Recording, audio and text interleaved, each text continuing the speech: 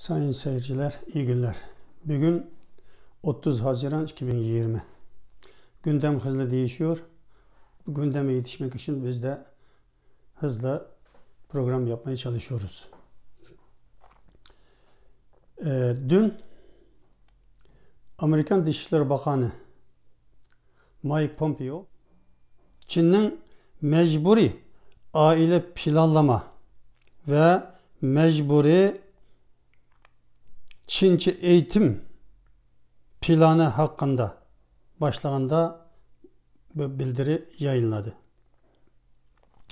Bu bildiride aynen şöyle deniliyor.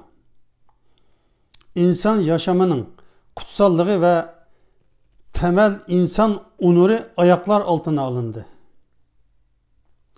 Çin Komünist Partisi bu terör cinayetini, yani terör eylemini derhal durdurmalı diye açıklanıyor bildiride. Altını çizmemiz gerek olan, dün ben de yani Amerika'daki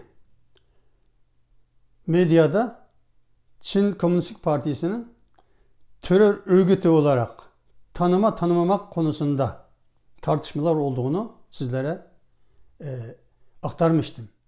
Aile planlama, dün de söyledim, 1980. yıllardan beri Doğu Türkistan'da devam ediyor. Bayanlar kısırlaştırılıyor. Hatta son dönemlerde erkekler bile kısırlaştırılıyor. Nüfus azaltmak için elinden gelenin hepsini yapıyor. Çin kendi verilerine göre, yani Doğu Türkistan'daki Şincan Özerk bölge dediği Doğu planlama sitelerinde, devletin internet sitesinde net şu veriler var. 2015 yılı, yani o toprakta doğan çocukların sayısı 362 bin kişi, yani bebek doğmuştur. 2019'da doğan bebek sayısı 205.400 olarak orada yazılı.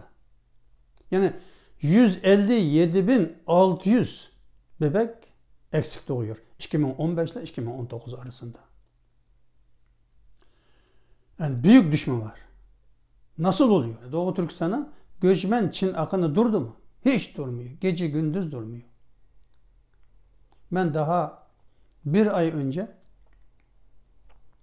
bir Çinli gençtin ta Mançurya bölgesinden gelen yoksul, aç, işsiz bir gençtin Doğu Türkistan'a gelip nasıl mutlu olduğunu, nasıl mülk sahibi olduğunu, nasıl tarla sahibi olduğunu söyleyen bir videosunu seyrettim Çince. O elinde bir dayının anahtarını sallıyor. Bakın diyor, ben işsizdim. Param yoktu. Yiyecek ekmeğim yoktu. Yoksuldum. Teşvikle o Şincan'da yapılan propaganda teşvikleri okudum ve inandım. Geldim. Hemen bana dediği gibi bir daire verdi. Anahtarı bu. Tarla verdi. Yer verdi. Orada ekim yapacağım. Şimdi evlenmek istiyorum. Eğer evlenirsen bana tüm evlenme parasını devlet karşılayacak. Benim telefonum bu. Ben bilen evlenmek isteyen kız beni arasın. O da mutlu olacak. Şincan'da çok mutlu olacağız. Başka benim gibi işsiz, ekmeksiz, aç kalan gençler gelin, hazır eve alın bedava, tapusunu özünüze geçirin. Tarla istiyorsanız tarla alın. İstiyorsanız iş adamı olun. İstiyorsanız herhangi bir fabrikada petrol, doğalgaz tesislerinde işçi olarak girseniz de yüksek maaş alacaksınız diye söylüyor. Böyle videolar çok zaten. Ama Çin bu kadar teşvikle Doğu Türkistan'a göçmenleri celp ederken Doğu Türkistan'daki Uygur Müslümanlarının doğurmasını tüm devlet gücünü kullanarak kontrol ediyor ve ağır cezalara çarptırıyor. Çin 2016'da Doğu Türkistan'ın toplam nüfusunu 20 milyon derken Doğu Türkistan'daki Uygur nüfusunu 11 milyon 500 bin olarak açıklamıştı. Doğu Türkistan'da kamplar başladıktan sonra, Uygurları tutuklamaya başladıktan sonra Çin'in ünlü akademisyenleri yurt dışındaki televizyon kanallara da konuşmaya başladı.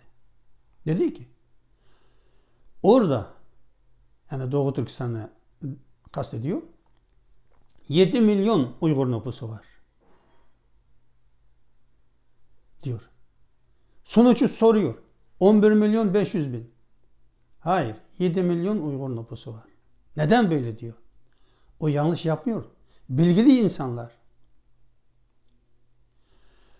Uygur nüfusunu 7 milyona indirmek istiyor. Yakında Amerika'da bir araştırma kuruluşu Doğu Türkistan'da şu 3,5 yıl içinde eğitim kampları dediği kamplarda, cezaevlerinde işkenceyle öldürülen veya orada hayatını kaybeden Uygurların sayısı 1 milyondan fazla olabilir diye açıklama yaptı. Bu çok vahim. Şimdi burada biz önemli olan doğum kontrolü hakkında konuşuyoruz. Uygurların nüfusunu indirmek için buradaki Türklerin, sadece Uygurlar değil, Kazaklar var, Kırgızlar var, Özbekler var, Tatarlar var. Orası bir Türk yurdu. Bunların hepsinin nüfusunu indirmek için Çin sadece nüfus planlama yapmıyor. Kısırlaştırmakla, cezalarla bu işini götürmüyor. Öldürmekle, toplu katliamla nüfusunu indirmek için var gücüyle çalışıyor.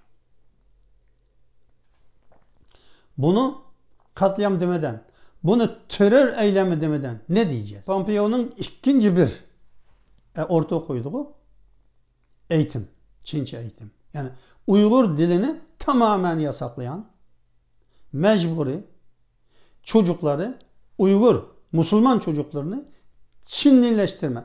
Allah onlarını Müslüman ve Uygur olarak yaratmışken Çinliler kendi eliyle bunları Çinli olarak Çinliye dönüştürmek için yapan projelere büyük miktarda bütçe ayırıyor. Daha 3 gün önce Xinhua.net, Çin'in internet portalı, Doğu Türkistan'a 140 bin ana okul öğretmeni gönderdiğini Çin'den yazdı. Uygur Müslüman bebeklerini dinsiz, aileden kopmuş, kültürden kopmuş, sadece şekli Uygur'a, Müslümana benzeyen ama ruhi Çinlileştirilmiş, Uygur toplumundan tamamen koparılmış bir kuşak yetiştirmek için büyük bütçe, büyük paralarını harcıyor ve devletin askeri, polis, ekonomi gücünü beraber kullanıyor. Bu büyük terör eylemidir. Bunu biz de durdurmalıyız. Türkiye'de de gündeme getirmeliyiz durumları. Çin Komünistik Partisi, bakın yakında Amerika Birleşik Devletleri, Avrupa Birliği tarafından terör örgütü ilan edilecek. Terör örgütüne karşı ne yapılır? NATO harekete geçer. Zaten Çinlilerin kendisi batıracak Komünist Parti'yi. Kendisi yüz binlerce bu üst orta düzey katil yöneticilerine dara asacak. Çinliler kendisi bitirecek zaten. Çin öyle görüldüğü gibi güçlü bir ülke değil. Çünkü millette birlik yok. Herkes susuyor. Birden patlayacak. Göreceksiniz bunu. Hong Kong, Tayvan, Doğu Türkistan, Tibet küçümseyecek güç değildir. Ama bu katliamların hesabı bir gün alınacak. Xinjiang, Doğu Türkistan'a gelen bu katil 5 yıl Tibet'te kaldı. Dalai Lama Tibetlilere şiddete başvurmayın, barışçıl yöntemler kullanın dediği için Tibetliler Dalai Lama'nı Tanrı'nın yeryüzündeki ruhi olarak gördüğü için, yarım Tanrı olarak gördüğü için bu katil Xinjiang'ın baskısına dayanamayan Tibetliler hep kendini yakarak intihar etti. 5 yıl içinde 143 Tibetli kendini yakarak kendini öldürdü. Şu Xinjiang'a protesto etmek için. Ama Çin Komünist Parti'nin dev yalan makinesi olan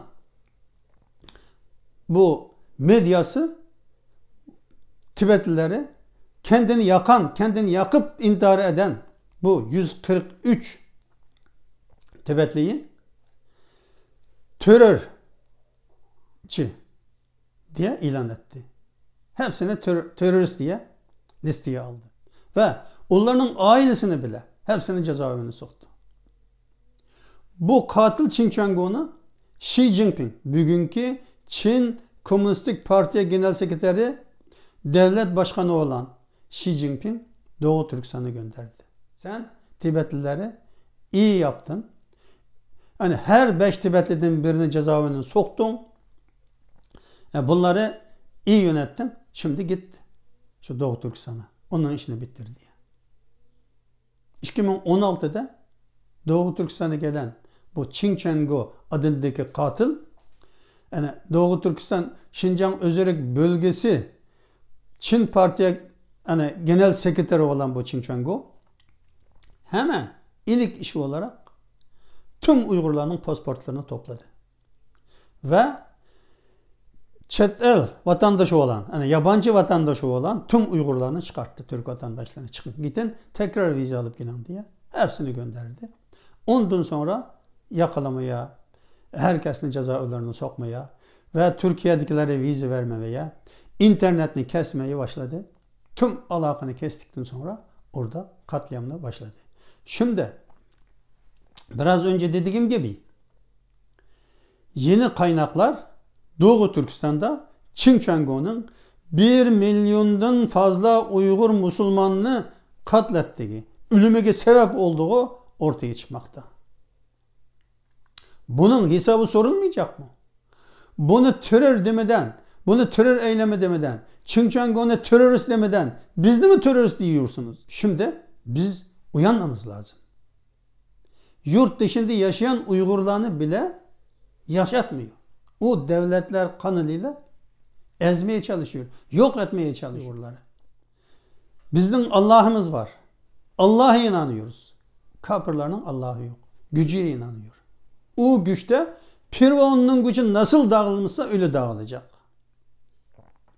Şimdilik bu kadar olsun. Gene yarın başka konuda görüşmek üzere. Hoşça kalın. Allah'a emanet olun.